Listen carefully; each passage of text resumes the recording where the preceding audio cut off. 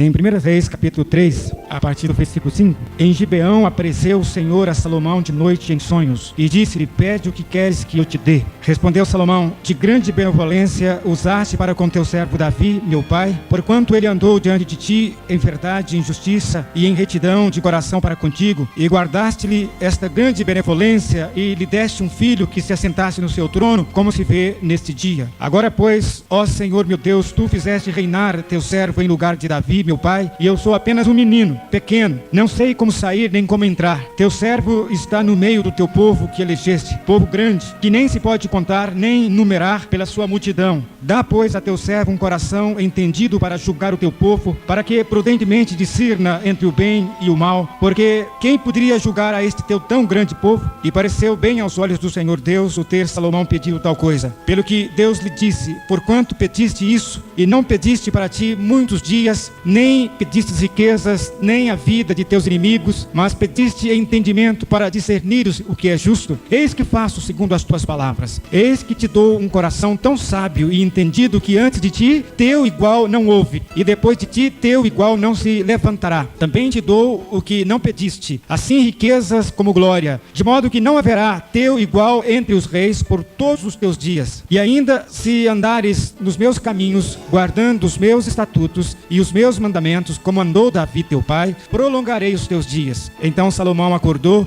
e eis que era sonho, e voltando ele a Jerusalém, pôs-se diante da arca do pacto do Senhor, sacrificou holocausto e preparou sacrifícios pacíficos, e deu um banquete a todos os seus servos. Agora em Eclesiastes nós temos a história dele já, quando ele começa a regredir na vida, quando ele começa a ter uma velhice dolorida e sofredora, porque ele saiu dos caminhos do Senhor. Eclesiastes, no capítulo 1, a começar pelo primeiro versículo: palavras do pregador, filho de Davi, rei em Jerusalém. Vaidade de vaidades, diz o pregador, tudo é vaidade. Que proveito tem um homem de todo o seu trabalho com que se afadiga debaixo do sol? Uma geração vai-se e outra geração vem, mas a terra permanece para sempre. O sol nasce, o sol se põe e corre de volta ao seu lugar, de onde nasce. A partir do versículo 14. Atentei para todas as obras que se fazem debaixo do sol, e eis que tudo era vaidade e desejo vão. O que é torto não se pode endireitar, o que falta não se pode numerar. Falei comigo mesmo, dizendo: eis que eu me engrandeci e sobrepujei em sabedoria a todos que houve antes de mim em Jerusalém. Na verdade, tenho tido larga experiência da sabedoria e do conhecimento,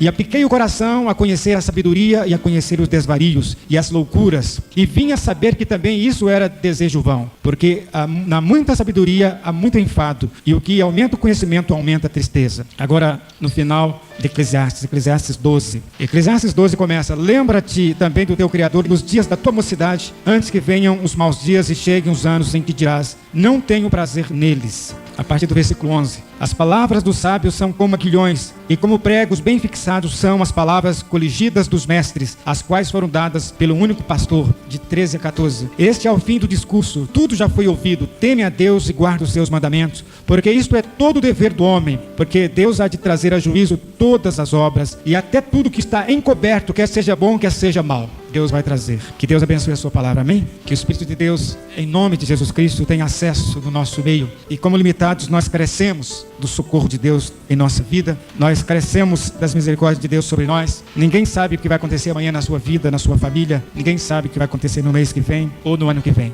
Então nós somos dependentes do Senhor em tudo, e faz bem, portanto, ouvir a palavra do Senhor e dar lugar ao Espírito para que Ele possa nos falar. O tema da nossa mensagem hoje é Summum Bonum, bem supremo. Qual é o bem supremo para a vida do ser humano? Eu tenho certeza absoluta que todos os seres humanos buscam o bem supremo. Esta frase é muito antiga, Summum Bonum. O bem supremo é o que as pessoas querem. E o que nós podemos aprender a respeito desse bem supremo que Deus pode ter para nós? O que é e o que não é esse bem supremo? Mas aqui está um texto, nesses dois livros, que mostra alguns meios em que o satanismo entra no meio dos evangélicos, quando se pratica o pecado como se não fosse coisa séria, e que no fim vai dar tudo certo porque Jesus perdoa. Não perdoa assim não, porque pratica uma iniquidade. Por exemplo, quando em todo culto tem que haver uma revelação, a doutora Neuza disse que quando vem uma revelação programada, direcionada, não é? Uma revelação que todo mundo quer ouvir, e portanto não vem de Deus, e é mentira, é satanismo na igreja. E o que tem havido de revelações e profecias que não se cumprem, não acontecem, por quê? Porque são satanismo dentro da igreja, são mentiras do diabo. É coisa séria, muito séria. eu quero deixar uma palavra com você, porque precisamos lembrar de Deus na nossa mocidade, levar Deus a sério para que Deus possa abençoar e nos livrar nos dias maus, no nosso amanhã e na nossa velhice, aos que chegarem à velhice. Eu quero dar um caráter mais devocional à minha palavra, por quê? Porque lembrar de Deus, buscando nele o nosso bem supremo, envolve quase tudo que nós fazemos na nossa vida familiar, na nossa vida na igreja, na nossa vida cotidiana e secular, nos trabalhos e escolas. Então, jovem, você está vivendo realmente um período da sua vida muito importante. Há energia e força em você, mas pode haver também satanismo em você. Você pode estar dando lugar ao diabo. Por quê? Porque você ainda não conhece Deus na prática, e o que Deus é, e o que Deus pode e quer fazer por você. E você precisa lembrar de Deus sempre. Nós sabemos que a adolescência é o estágio da vida que vai de 13 a 18 anos. Nós sabemos que é uma idade crucial, é um ponto crucial do desenvolvimento da personalidade humana. Por exemplo, o pastor Merval Rosa, ele disse que é normal o adolescente passar por crise de identidade. O que é crise de identidade? É aquele momento em que ele questiona: quem sou eu? Qual é a carreira profissional que eu vou seguir? Que serei? Qual será o meu espaço na sociedade? E se define a sua identidade psicológica através de um processo penoso de dúvidas e de inquietações, inclusive questionando o mundo dos adultos. O adolescente questiona muito o nosso mundo dos adultos para encontrar a si mesmo e definir o seu próprio lugar no mundo. Mas o que é o bem supremo para você, adolescente, nessa crise de identidade, quando você vai amadurecendo e a sua personalidade vai amadurecendo? E você, jovem, que já passou de 18 anos, agora está entre os 19 e 35 anos, o que já se definiu na sua vida? Aonde você passará a eternidade? Já está seguro mesmo ou não? E a sua profissão? Você está correto na sua universidade ou no estudo do seu curso técnico? Ou você está correto no trabalho que você gosta de fazer? E a sua vida sentimental? Você está namorando a pessoa certa ou não está namorando ainda? Está noivando a pessoa certa ou não está noivando ainda? Você já marcou o casamento? Ou será que você já entrou num casamento precipitado e errado por causa das paixões da carne? E vai colher as consequências tristes de uma vida familiar incompleta por estar fora da vontade de Deus. Mas eu quero voltar à vida do jovem Salomão.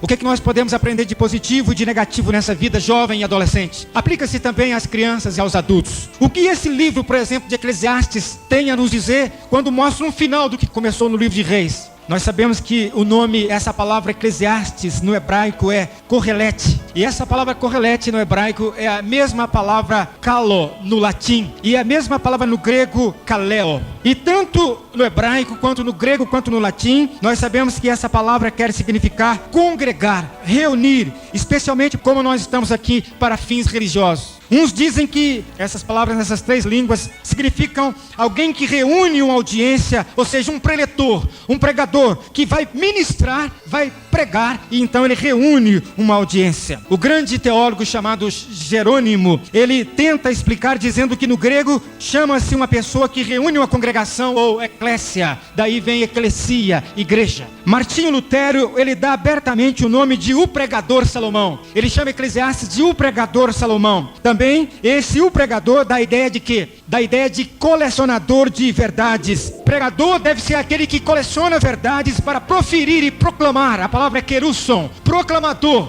da verdade, aletheia, e proclama essa verdade que o centro dela é o Evangelho de Jesus Cristo. Agora, nós podemos questionar como ser Salomão seu autor, o autor de Eclesiastes, sendo que nunca houve um tempo em que ele pudesse dizer o que está aí no capítulo 1, no versículo 12. Há uma versão antiga que diz assim: enquanto eu fui rei sobre Israel. Eu não sei como é que está a sua versão. Há uma versão fiel: enquanto ele foi rei sobre a nação de Israel. Agora, como é que ele que reinou até a morte podia dizer, quando eu fui rei, não é, filho de Davi, reinando em Jerusalém, sobre Israel? Então resolve-se esse problema da versão antiga, se ela estiver mais de acordo com o original hebraico, que alguém pode escrever o que viveu e ensinou um outro autor. Como os discípulos de Jesus, por exemplo, eles escreveram sobre a vida de Jesus, o que Jesus falou. Então, pode ser que um outro alguém tenha escrito a sabedoria de Salomão aqui no livro de Eclesiastes. Agora, todos nós somos filósofos, leigos ou não. Todos são filósofos até certo ponto, porque a pergunta-chave do filósofo é por quê? Há uma tragédia e ceifa vidas infantis e de adolescentes e jovens, vidas boas. Então, por quê? pessoas más vivem muito até, algumas, e pessoas boas morrem. Por que disso? Por que daquilo? Por que injustos reinam sobre nós e há sempre corrupção? Sempre se descobre uma mazela dos maus governos, desgovernos de pessoas ímpias e até mesmo pessoas pagãs que governam sobre o povo de Deus. Por quê? Mas aqui, quando nós voltamos para Salomão, nós vemos que também ele era um filósofo e ele perguntava: por que da existência? Por que da vida? Por que de acontecimentos na vida? Salomão parece que tinha tudo, mas parece que não tinha nada. Ele tinha tudo em termos de riqueza, posição social, fama, cultura. Ele era o rei mais famoso da terra. Ele foi um jovem que teve sucesso. Ele teve um sucesso mundial. No entanto, ele está como filósofo a perguntar por quê da existência e acontecimentos na vida. É ou não é verdade? Aqui no texto nós encontramos então um filósofo crente. Salomão era um filósofo crente que,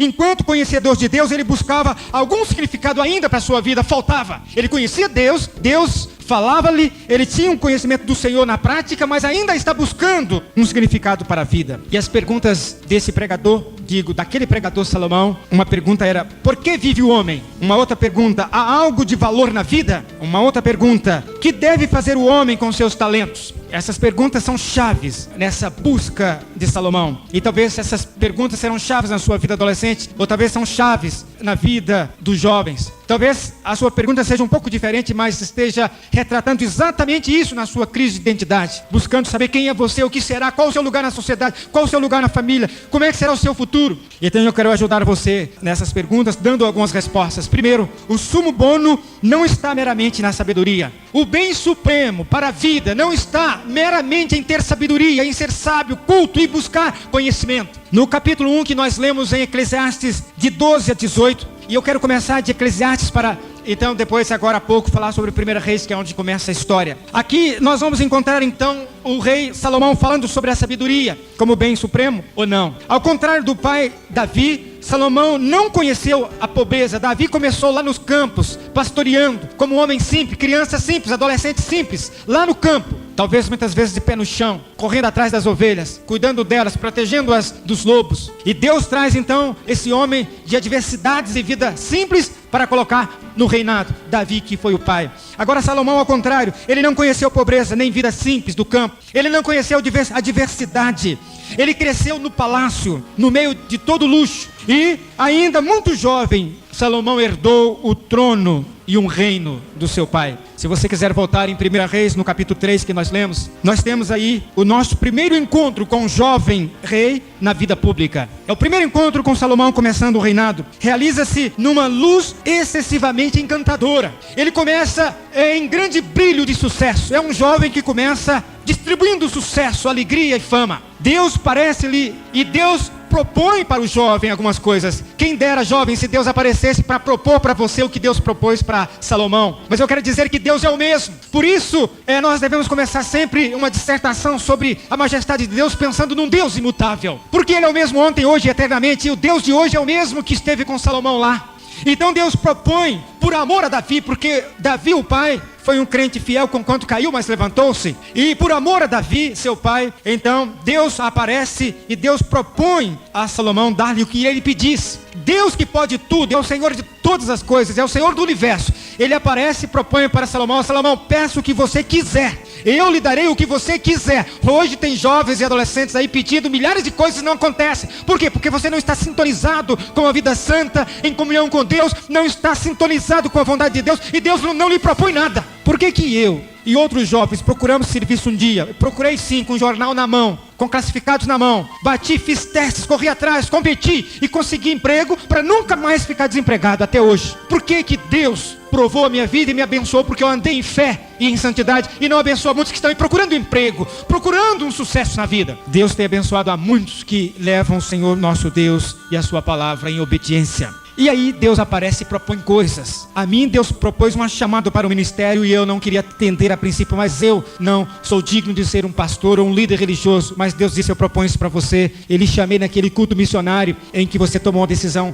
tremendo diante de mim. E agora você vai consumar esse chamado que lhe fiz, se preparando num seminário, porque eu não quero pastores despreparados, não. Eu quero pastores que vão alimentar ovelhas, mestres na palavra, que estudam a palavra para que possam aprendê-la na prática, aprendê-la para ministrá-la a um povo. Então assim é que eu abaixei a cabeça e disse: sim, Senhor, eu vou escrever ao seminário. E fui. Só tive paz quando escrevi ao seminário pedindo reserva de quarto, porque eu fui um seminarista interno. E nada impediu. E Deus honrou a minha fé, jovem. E Deus honrou a minha consagração de vida. E Ele quer honrar a sua também, no nome de Jesus. Amém? Então Deus chega a Salomão e propõe a Salomão. E Salomão responde para Deus assim, quando Deus lhe propõe: olha, peço o que você quiser. E Salomão então diz a Deus: a teu servo, pois, dá um coração entendido para julgar a teu povo, para que prudentemente discirna entre o bem e o mal. Porque quem poderia julgar esse tão grande povo? Quer dizer, muita gente sob o reinado. Então o pedido agradou ao Senhor, conforme Ele mesmo disse. Nós lemos lá em 1 Reis capítulo 3, a partir do versículo 5. O pedido de Salomão, o jovem, agradou a Deus. E Deus disse isso. E visto que Salomão não pediu vida longa, ele não tinha medo da morte. Salomão não pediu riqueza, ele não era materialista, conquanto ele tinha bens. Salomão não pediu que Deus então tirasse a vida dos seus inimigos, mas ele pediu sabedoria para julgar com discernimento, para ser um bom governo. E todas estas coisas foram lhe dadas. Deus lhe deu então sabedoria primeiro, porque ele pediu isso para ser um bom governo, ser útil e justo, ter discernimento. Aí Deus lhe deu muito mais, lhe deu vida longa, lhe deu riqueza, e Deus lhe deu então vitória sobre os seus inimigos. E Deus lhe disse: antes de ti teu igual não houve, e depois de ti teu igual se não levantará. Não vai haver alguém na terra igual a você, Salomão. Então, meu irmão e minha irmã jovem, o que ele colheu? Ele construiu o templo mais famoso da terra e mais rico da terra. Ele construiu muitos edifícios em Jerusalém e em volta da sua nação, talvez os maiores edifícios do mundo na época. Ele construiu empresas comerciais e ele fez alianças amigas com as nações vizinhas. Então muito dinheiro das outras nações entraram na nação de Israel, e ele foi rico e a sua nação prosperou. O problema é que ele começou a reter muito dessa riqueza para si. E ele teve muita sabedoria e magnificência. Ele alcançou tão grande sabedoria, tal grau de sabedoria, que o tornou famoso e rico entre todas as nações de perto e as nações de longe. Se você quiser isso, dê uma olhadinha em 1 Reis, no capítulo 10, nos versículos 6 e 7. A prova está aqui. E disse ela ao rei: foi verdade a palavra que ouvi na minha terra, das tuas coisas e da tua sabedoria. E eu não cria naquelas palavras, até que vim e os meus olhos o viram. Eis que me não disseram metade. Sobrepujastes em sabedoria e bens a fama que ouvi. Um certo professor de ética, ele disse que quando o pregador, depois de todo esse sucesso que eu resumi para você, depois quando ele começa Eclesiastes dizendo assim: vaidade de vaidades, tudo é vaidade. Depois de todo esse sucesso, ele chama tudo de vaidade. Então sugere que a sabedoria pode resolver problemas filosóficos, problemas que não temos respostas. Mas segundo Eclesiastes 1, de 12 a 18, você vai ver que agora ele está colhendo algumas coisas tristes na vida adulta e infeliz. Ele decidiu que esta busca, a busca da sabedoria, produzia também aflição, que a busca do conhecimento afligia o espírito, e que há muita sabedoria, nela há moléstia. Por quê? Porque acrescenta dor à vida. Leia comigo de novo Eclesiastes no capítulo 1, e eu quero ler com você de novo agora o versículo 18 e 19, ou melhor, 17 e 18. E apliquei o coração a conhecer a sabedoria, e a conhecer os desvarios e as loucuras, e vim a saber que também isso era desejo vão. Porque na muita sabedoria há muito enfado, e o que aumenta o conhecimento aumenta a tristeza.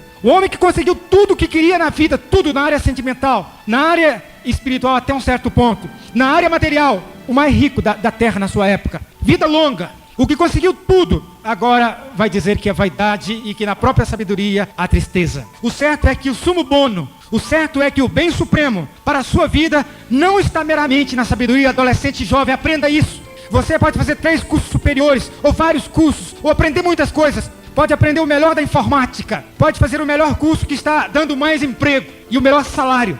E você pode crescer no conhecimento, fazer doutorado. E com doutorado e riqueza e tudo mais, você ainda pode chegar no fim da vida triste e abatido e dizer que tudo foi vaidade. O certo é que o bem supremo para a sua vida não está meramente na sabedoria e no que ela vai trazer para a sua vida. O mundo, em todas as gerações, o mundo conhece pessoas sábias em todas as suas gerações, mas sábios tristes, sábios solitários, sábios pobres e sábios ricos que até suicidaram-se. Por quê? Por causa de depressão e tristeza. Sem Deus não vale a pena viver, pois que a vida não tem sentido sem Deus. É essa a primeira lição. O supremo bem não está meramente na sabedoria sem Deus. Sabedoria sem Deus até o fim da vida não vale nada. Pode causar muita tristeza e enfado. Que Deus seja o centro da sua vida, para que você seja abençoado hoje e amanhã. Mas uma segunda questão que eu deixo com você é que o sumo bono não está meramente no prazer que pode trazer satisfação. O bem supremo não está meramente no prazer que pode trazer satisfação. As coisas bonitas, as cores lindas nos atraem e queremos muitas vezes prazer, queremos satisfação. E se você voltar de novo no capítulo 1 de Eclesiastes, nos versículos em que lemos, especialmente nos primeiros 4 ou 5 versículos e nos últimos, você vai ver que Salomão vai expressar isso, que depois ele vai analisar mais na frente com detalhe. Porque ele experimentou riqueza, fama, sexo à vontade, porque era tudo permitido ao rei naquela época, segundo a cultura daquela época, mas nisso tudo ele não conseguiu o sumo bono, o bem supremo. Um outro teólogo disse que, como no caso do jovem rei Saul, a vida pública do jovem Salomão iniciou-se com manifestações de humildade. Ele começou o seu trabalho público de rei com humildade e obediência, que eram o prenúncio de uma vida longa de sucesso e felicidade. Parecia uma carreira de piedade e de retidão no governo. Mais tarde ele eleva os impostos e massacra o seu próprio povo, não satisfeito com a riqueza das outras nações que vinham para a sua nação. E ele cai até em pecados mais sérios. Com o aumento da riqueza, dinheiro chama dinheiro. Com muita riqueza, o aumento da riqueza e do poder e da fama, o seu coração afastou-se de Deus, afastou de sua palavra. Ele buscou prazeres que lhe pudessem dar satisfação em muitas mulheres. E talvez foi o homem que experimentou mais mulheres na vida. E o sexo tem sido uma área de prazer e queda para milhões e milhões de pessoas. O sexo tem levado grandes e pequenos ao fundo do poço. Tem levado líderes religiosos e discípulos de Jesus ao fundo do poço. Quase tudo que não presta está envolvido com sexo também. Há uma tentação muito forte. E o mundo hoje, nos seus valores malignos e mundanos e liberais, estão mostrando que tudo é válido para satisfazer o prazer sexual, buscando satisfação.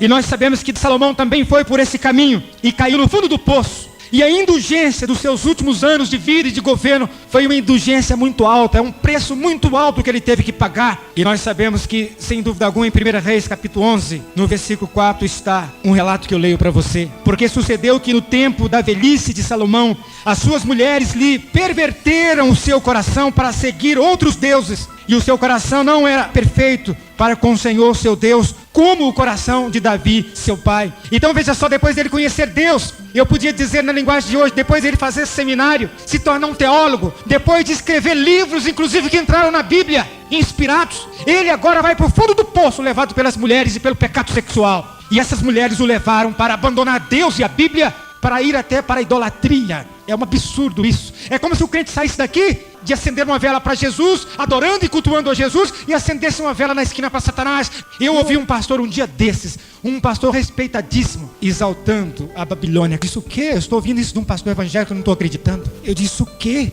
A Babilônia tem levado os milhões e centenas de milhares de pessoas para a idolatria, para a perdição eterna, para acreditar num outro plano de salvação que não o novo nascimento de Jesus. Então, nós devemos tomar todo cuidado, porque até líderes religiosos podem ser levados, de tal maneira que Deus quer que os jovens crentes e adolescentes levem a sua vida a sério. Vá pela palavra de Deus e por Jesus Cristo através do Espírito Santo, e nunca pelos valores do mundo que são de destruição. São valores contrários a Deus, são valores de tristezas e derrotas. E nós sabemos que, como Salomão foi para o fundo do poço, muitos têm ido hoje para o fundo do poço. Então, do capítulo 11 ao capítulo 12, que eu li lá, o capítulo 12 com vocês no começo, vem a advertência para o jovem. Uma vida de prazer trará retribuição, atribulação. Você vai ter uma vida atribulada se você for para o caminho de prazeres. Fuja dos caminhos de prazeres no nome de Deus. Se você quer ir para os céus, se você quer ter uma vida abençoada, encontrar o sumo bono, o bem supremo da vida, fuja da aparência do mal,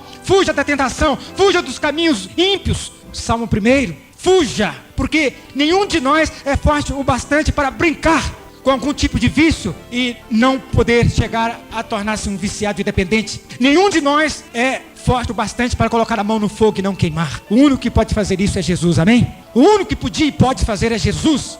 E quanto mais íntimo de Jesus eu fui adolescente e jovem, mais Ele me guardou das podridões do mundo que tem marcado muitas vidas e levado a muito sofrimento. E nós sabemos que devemos lembrar de Deus na mocidade. no autocontrole, numa obediência à palavra de Deus, antes que seja tarde demais, para que você possa achar alegria para viver e não a tristeza. Alguém disse que os pecados da mocidade trazem os sofrimentos da velhice. Tem muitos velhinhos hoje sofrendo, porque pecaram na adolescência e na mocidade, estão colhendo na velhice o pecado da mocidade. Quem disse isso foi Moody, o grande evangelista Moody. Tem milhões colhendo o mal que plantaram há muitos anos atrás. Mas o sangue de Jesus lavou e agradeça a Deus por isso, porque você vai para o céu, se é que você converteu mesmo. Mas as consequências do pecado você vai colher, porque Deus é Deus, Deus é santo, santo, santo, e você abusou de Deus, e o que planta há de colher. Gálatas. De Deus ninguém zomba, e você zombou, sabia que não devia fazer, mas fez, brincou, zombou com a honra de Deus, e você vai ter que colher antes, não importa o que você tenha que passar.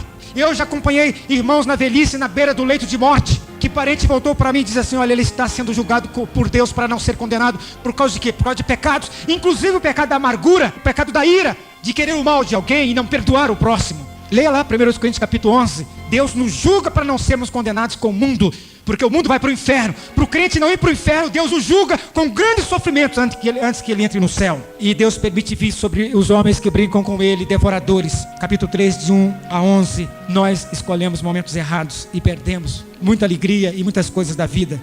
Os tribunais injustos tiram as posses de nós. Capítulo 3, 16.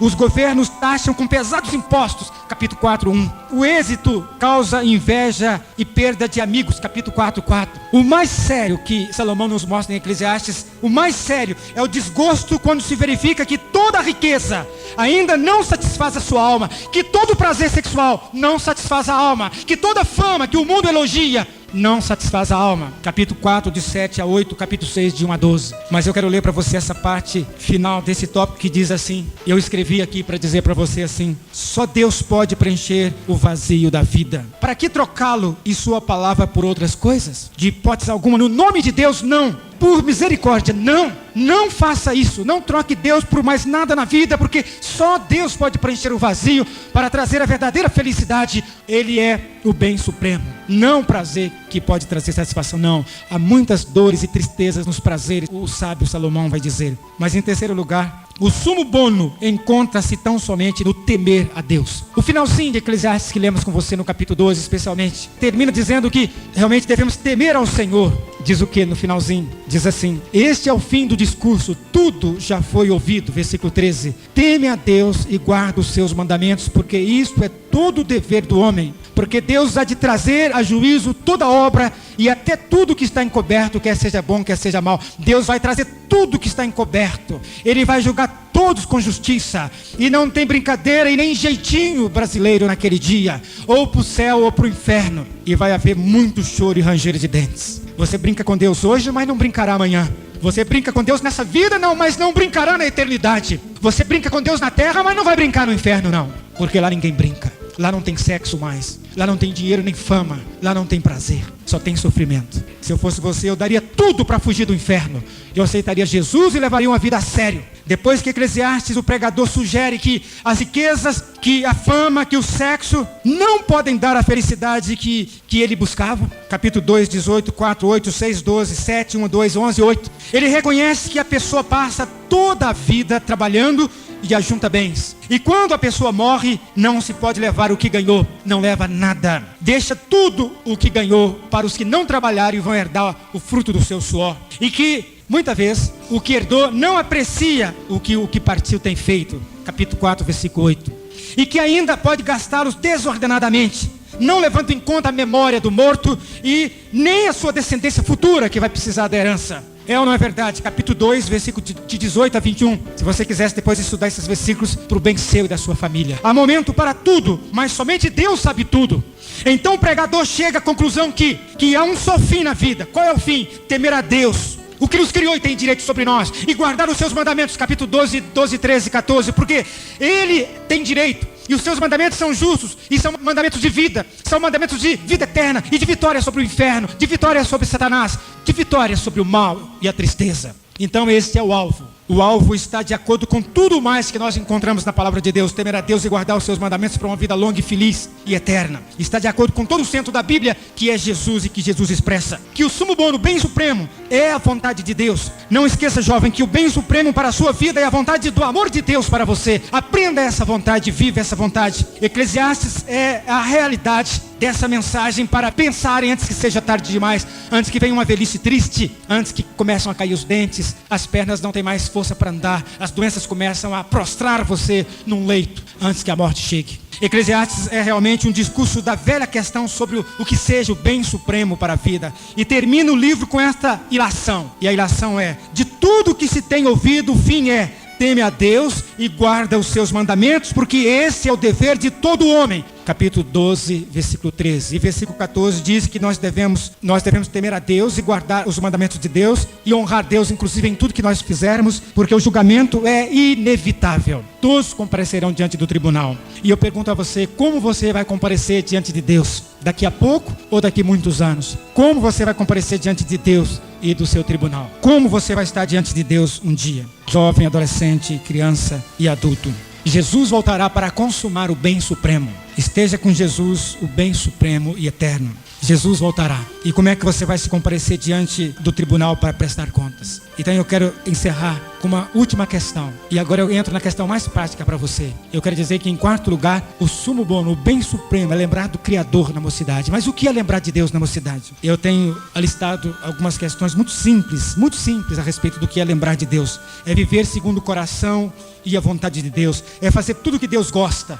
É procurar agradar a Deus em tudo que você faz e fala. É ter autocontrole. É amar a Bíblia. É amar o culto. É amar o serviço cristão. É amar a Deus sobre tudo, a sua palavra e o próximo como a si mesmo. Reconhecer que as coisas espirituais estão muito acima das coisas materiais. E aí eu deixo um sumário para você sair daqui pensando. Primeiro, lembrar do Criador é confiar em Deus de todo o coração. Deus é digno de confiança. Ele é alguém em quem se pode confiar. Provérbios 16, 20 diz que o que confia no Senhor será bem-aventurado. O que confia no Senhor será bem feliz. A fé é o único caminho para Deus. O Salmos 37, 5 diz: entrega o teu caminho ao Senhor, confia nele, tudo mais ele fará. O que é caminho? Ou caminhos são todos os setores da vida. Entregue o seu caminho ao Senhor, ou seja, entregue a sua vida familiar em casa. Entregue a sua vida na escola, a sua vida no trabalho, a sua vida no namoro, no noivado, a sua vida na busca da profissão acertada, a sua vida espiritual. Busque em tudo a bênção do Senhor. É entregar o caminho ao Senhor, confiar nele, e o mais ele fará. Ele assume que fará o mais. O que você não pode fazer, Deus fará. Fé não é salto no escuro. É inteligente, intelectual, histórica. Fé é também volitiva, do fundo do coração. Fé é submeter ao senhorio de Jesus, unicamente Salvador e condutor de nossa vida, para o bem supremo que é Ele mesmo. Hebreus 11:6 diz que sem fé é impossível agradar a Deus. Fé, segundo Paul Tillich, é estar possuído por aquilo que nos toca incondicionalmente. Fé é conhecimento das coisas invisíveis que são mais reais do que as visíveis, segundo Hebreus. Então confia no Senhor. Você confia no Senhor de todo o seu coração? Você já lhe entregou o seu coração e a sua vida? O sumo bono é lembrar de Deus na mocidade, confiando nele. Segundo, o sumo bono é lembrar de Deus na mocidade, amando profundamente. Você ama Deus? Salomão amou por um tempo, mas depois afastou-se de Deus. Êxodo 20 diz que se deve amar a Deus em primeiro lugar. É o amor sacrificial de Deus por nós e deve ser o nosso por Ele também. A Bíblia diz que o amor lança fora o medo, adolescente. Não tenha medo do amanhã. O amor lança fora o medo destrutivo. Por quê? Porque nós não precisamos temer o juízo que Eclesiastes diz que virá sobre nós. Nós não precisamos temer o juízo se nós estamos andando com Jesus. E ainda nós temos a promessa que todas as coisas contribuem para o bem dos que amam a Deus. A esses Deus se revela. Aos que amam a Deus, Deus abençoa. Aos que amam a Deus, Deus dá um futuro de glória. Deus mostra o que a mão dele sozinha pode fazer ao jovem que realmente o ama. E Deus faz tudo ser para o seu bem. Até quando alguém quiser o seu mal e fizer um trabalho na esquina para derrotar você, Deus transforma esse mal em bênção. Porque você ama a Deus e tudo coopera para o seu bem. E você ama a Deus, você deseja em amor fazer tudo o que Deus gosta. O amor é o poder que nos faz sair de nós mesmos em direção ao outro e nos leva a dar o nosso coração ao Senhor. Terceiro, nós sabemos que o bem supremo é lembrar de Deus na mocidade, tomando decisões convictos de sua vontade. O temor do Senhor é o princípio da sabedoria, e essa leva a ter tudo que nós necessitamos se sintonizados com Deus. Alguém observou que as maiores decisões, Dr. Soren disse que as maiores decisões da vida são tomadas individualmente, lembra? a decisão espiritual para a salvação, onde você passar a eternidade. Ninguém pode tomar decisão de salvação por você. A outra decisão sentimental, com quem se casar, com quem você vai passar o resto da vida aqui e constituir família, é uma decisão individual. A decisão vocacional, qual carreira seguir, o que construirei para a glória de Deus e o bem do próximo na minha profissão. O que Deus quer para mim? Essas decisões espirituais, sentimentais e vocacionais são decisões individuais que você tem que tomar. Mas se você lembra de Deus na sua mocidade, nessas decisões você vai levar a vontade de Deus a sério e Deus vai orientar você. Deus não vai deixar você no escuro. Deus vai ter misericórdia de você. Deus vai estender a sua mão e você não vai errar, como eu conheci uma jovem que errou. E hoje ela está em Brasília e ela tem sucesso na vida, tem bens materiais e diz: eu não sou feliz porque eu estudei 1 ano no Iber e voltei e me tiraram de cabeça e eu deixei a vocação e segui outra profissão e fez um outro curso superior, mas não é feliz, é derrotada com quanto tem bens materiais, é triste. Agora, como saber a vontade de Deus, jovem, você que busca Deus na sua mocidade? Deus fala pela impressão do Espírito no nosso coração, é ou não é verdade? Ele comunica a sua sabedoria pelo Espírito Santo ao nosso coração. Pela sua palavra, Ele diz o que devemos fazer e o que não devemos fazer. Não faça o que Deus diz que não é para fazer. Deus fala pela instrumentalidade de outros que têm mais experiência do que nós e podem nos aconselhar. Deus também fala abrindo e fechando portas. Cuidado com isso, porque Satanás também pode fechar portas que Deus abre e pode tentar abrir portas para você, para enganar você. Mas Deus dá oportunidades, não perca as oportunidades de Deus. Também lembrar de Deus na mocidade, buscando o sumo bono, é dar tempo à palavra de Deus. Você quer fazer parte da família de Deus, então ore ao Senhor Jesus Cristo agora. Faça uma prece e eu quero ajudar você a orar. Ore assim mesmo: Senhor Jesus, eu creio que Tu és o Salvador do mundo. E quando as coisas nos apertam de todos os lados, as tentações, os poderes do mal, o pecado, e não vemos saída, nenhuma saída, não há saída, Tu és, Jesus Cristo, a única saída.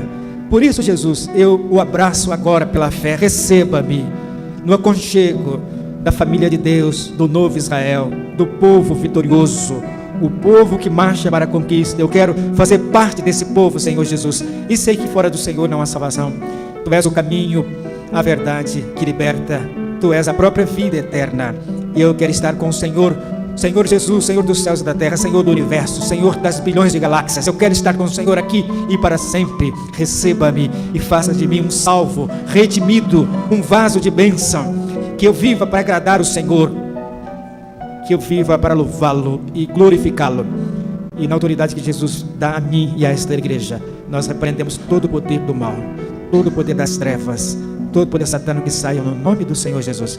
E não tenha poder em nenhum lar aqui representado, não tenha poder no ministério global desta igreja, para que mais pessoas sejam redimidas, mais ministérios surjam, no nome de Jesus, pois nós declaramos diante das forças do mal que a glória aqui é de Jesus, a glória em nossas vidas é de Jesus. Portanto, a Ele seja dada toda a honra, toda a glória, agora e eternamente, no nome de Jesus. Amém.